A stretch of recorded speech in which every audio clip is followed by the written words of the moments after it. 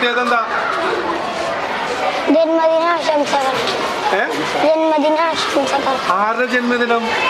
ചാച്ചാച്ചിയുടെ. വർണ്ണാഭമായ റാലിയുമായി ശിശുദിനം ആഘോഷിച്ചു. കളമശ്ശേരി HMT എഡ്യൂക്കേഷണൽ സൊസൈറ്റി ഹൈസ്കൂളിന്റെ നേതൃത്വത്തിൽ വർണ്ണാഭമായ റാലിയുമായി ശിശുദിനം ആഘോഷിച്ചു.